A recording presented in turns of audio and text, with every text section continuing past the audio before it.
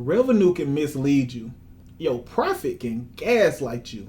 But your cash gonna always keep it real with you. So in accounting terms, your P&L shows you what's earned operationally. And then, of course, your balance sheet is going to show you big picture snapshot of your business health. But the report that everybody kind of skips is the statement of cash flows. It's the third little brother almost. And that's the one that actually tells you how cash is moving in and out of your business. Sad thing about it is most people never look at this report. And a lot of small business owners don't even know it exists.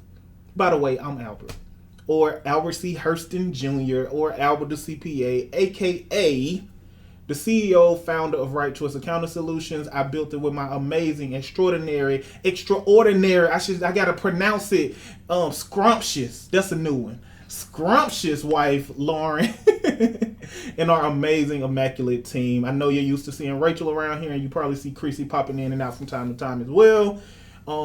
We are your full service one-stop shop accounting and tax solution. Everything from bookkeeping to payroll to your actual fractional CFO, tax strategy, tax preparation, all in one house.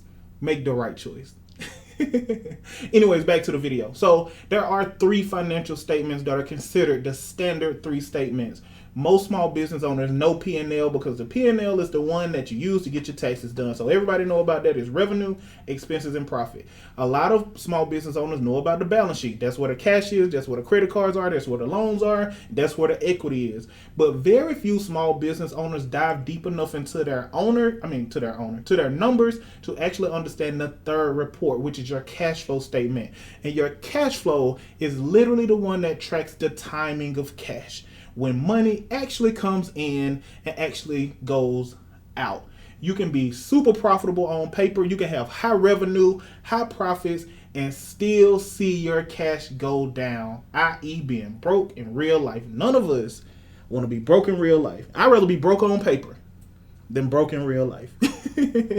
So this cash flow, the statement of cash flows is what actually shows you why your money is moving the way it's moving. And then let me get technical for a second. I'm gonna get technical. I won't nerd out on you, but Lauren, bring me my glasses.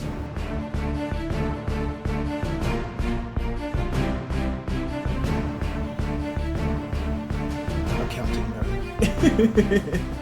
Anyways, I'm gonna actually just read just so that I don't overtalk each section. Because if I explain it to you, in my understanding, it's gonna be long. So the statement of cash flows is broken down into 3 main sections, right? And I want to make sure you understand these so when you pull yours, you're not intimidated. It's broken down by operating, investing, and financing. So your operating section is money from actually running the business. This is the one that matters the most. This is going to be the stuff that you really see on your P&L.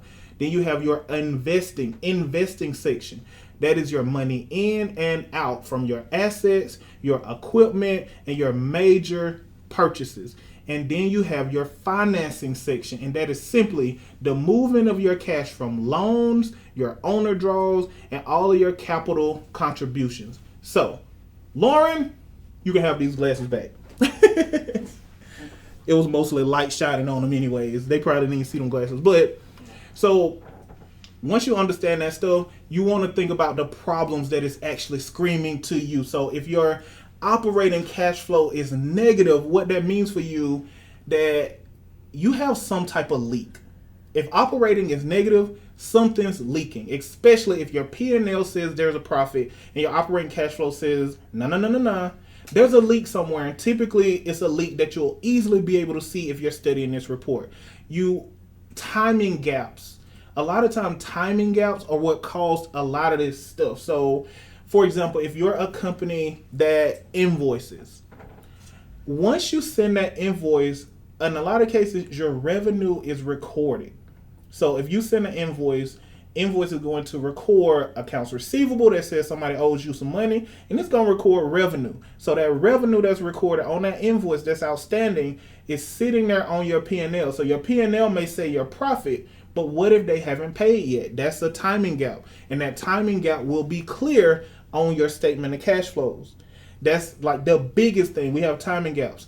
It's going to show you those credit card and loan payments. Those credit cards and loan payments, they are not on your P&L. So your P&L can say you're 10K profit.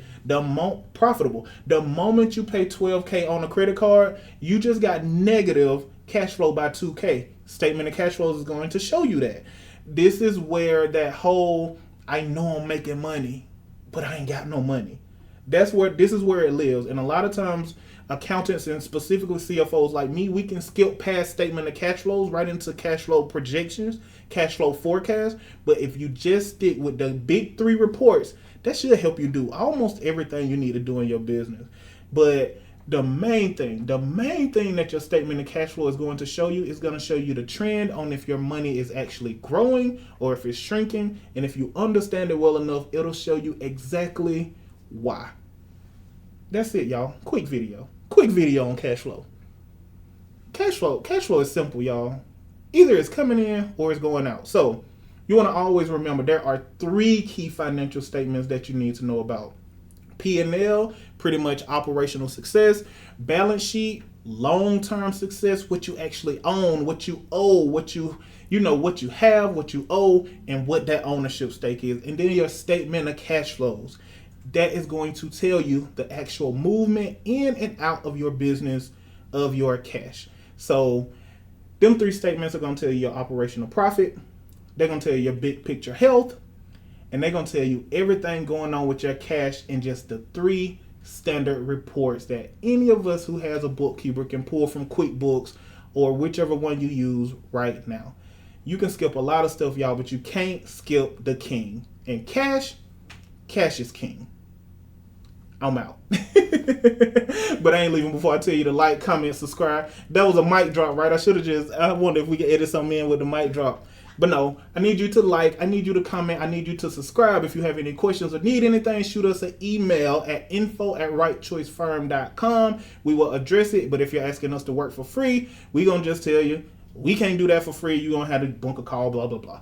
But if you do want to support or you want to see more game, go ahead, follow me on Instagram at Albert the CPA. That is the main one. Now, I do think the team will be building out all of the social media, so you'll probably be able to find me on your preferred media. But if you're wanting to engage with Albert directly, that's going to be Instagram at Albert the CPA. Right Choice Accounting will have company pages everywhere, and I'm going to get out your face.